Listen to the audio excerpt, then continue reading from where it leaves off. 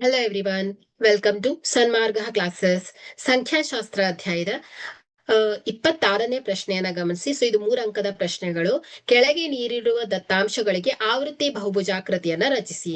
So ಇಲ್ಲಿ ದತ್ತಾಂಶವನ್ನ ಕೊಟ್ಟಿದ್ದಾರೆ. So ಆವೃತ್ತಿ ಬಹುಭುಜಾಕೃತಿಯನ್ನ ರಚಿಸಬೇಕಂದ್ರೆ ಮೊದಲನೇದಾಗಿ ನಾವು ಮಧ್ಯಬಿಂದುವನ್ನ ಕಂಡುಹಿಡ್ಕೊಳ್ಬೇಕು.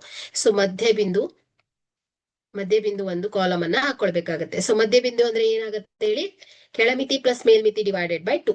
ಸೊ ಎಷ್ಟು ಬರುತ್ತೆ? 0 + 10 ಡಿವೈಡೆಡ್ ಬೈ 2 ಮಾಡಿದ್ರೆ 10, 15, 25, 35, 45. ಸೊ ಈಗ ಗ್ರಾಫ್ ಅನ್ನ ರಚಿಸಬೇಕು. ಸೊ ಇಲ್ಲಿ ಎಕ್ಸ್ ಅಕ್ಷ ಏನನ್ನ ರೆಪ್ರೆಸೆಂಟ್ ಮಾಡ್ತಾ ಇದೆ? ಮಾರ್ಕ್ಸ್, ಮಧ್ಯ ಬಿಂದುವನ್ನ ರೆಪ್ರೆಸೆಂಟ್ ಮಾಡುತ್ತೆ. ವಾಯ್ ಅಕ್ಷ ಆವೃತ್ತಿಯನ್ನ ರೆಪ್ರೆಸೆಂಟ್ ಮಾಡುತ್ತೆ. ಓಕೆ, ಸೊ ಹಾಗಾದ್ರೆ ಇಲ್ಲಿ ಎಕ್ಸ್ ಅಕ್ಷವನ್ನ 1 ಸೆಂಟಿಮೀಟರ್ ಏನ್ ತಗೊಳ್ಳೋಣ? ಇಲ್ಲಿ 5 ಯೂನಿಟ್ ಅಂತ ತಗೊಳ್ಳೋಣ. ಸೊ ಹಾಗಾದ್ರೆ 0 ದಿಂದ 10, 15, 25, 35, 45, 55 ಈ ರೀತಿ ಗುರುತಿಸ್ಕೊಂಡಿದ್ದೇವೆ. ಸೊ ಈ ವಾಯ್ ಅಕ್ಷ ಅಂದ್ರೆ ಫ್ರೀಕ್ವೆನ್ಸಿ. ಸೊ ಎಷ್ಟಿದೆ ಇಲ್ಲಿ ಸಂಖ್ಯೆಗಳು? ಎಲ್ಲಿವರೆಗಿದೆ? 17 ತನಕ ಇದೆ ಅಲ್ವಾ? ಸೊ ಹಾಗಾದ್ರೆ ನಾವಿಲ್ಲಿ 2, 4, 6, 8, 10, 12 ಈ ರೀತಿ ಗುರುತಿಸ್ಕೊಂಡಿದ್ದೇವೆ. ಸೊ ಈಗ ನಾವಿಲ್ಲಿ ಈ ಬಿಂದುವನ್ನ ಫೈಂಡ್ ಔಟ್ ಮಾಡ್ಬೇಕು. ಸೊ ಇಲ್ಲಿ ಮಧ್ಯಬಿಂದು 5ರ ಆವೃತ್ತಿ ಏನ್ ಹೇಳಿ? 3.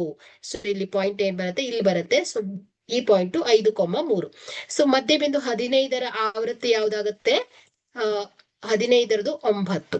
ಸೊ 25ರದು 17. ಸೊ ಈ ರೀತಿಯಲ್ಲಿ ಗುರುತಿಸ್ಕೊಂಡಾಗ ಸೊ ನಮಗೆ ಈ ಎಲ್ಲ ಬಿಂದುಗಳು ದೊರಕತ್ತೆ. ಸೊ ಎಲ್ಲ ಬಿಂದುಗಳನ್ನ ರೇಖಾಖಂಡಗಳಿಂದ ಜಾಯಿನ್ ಮಾಡ್ಬೇಕಾಗತ್ತೆ. ಸೊ ಇಲ್ಲಿ ಮೊದಲನೆಯ ಪಾಯಿಂಟ್ ಅನ್ನ ನಾವು ಎಕ್ಸ್ ಅಕ್ಕೆ ಜಾಯಿನ್ ಮಾಡ್ಬೇಕು.